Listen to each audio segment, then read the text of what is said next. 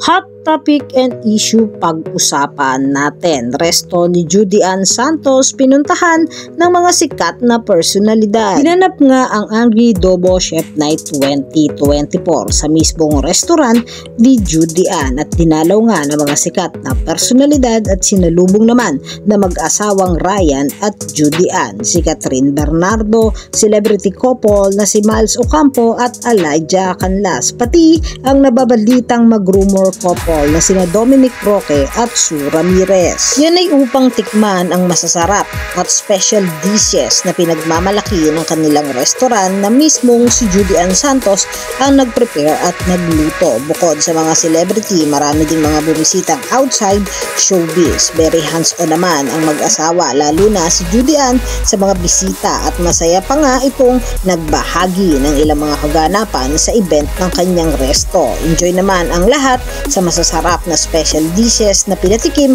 ni Judy Ann. Matatandaan din na malapit talaga si Dominic sa pamilya ni Judy Ann at sa mga anak nito dahil malapit din na kaibigan ni Judy Ann Santos si Beth Tamayo na auntie naman ni Dominic Roque. Kaya naman gano'n na lang ka-close si Dominic sa pamilya ni Judy Ann. Very sweet naman ang dalawa ni Sue Ramirez habang kumakain sa resto. Habang sikat naman ay kasama din nila sa table na nag-e-enjoy sa masarap na pagkaing sinerve ni Judy Ann sa kanila. Kayo mga katambalan, ano ang masasabi nyo? Mag-comment lang sa comment section at pag-usapan natin. Yan ang mga hot topic and issue dito lamang sa Tambalang JK.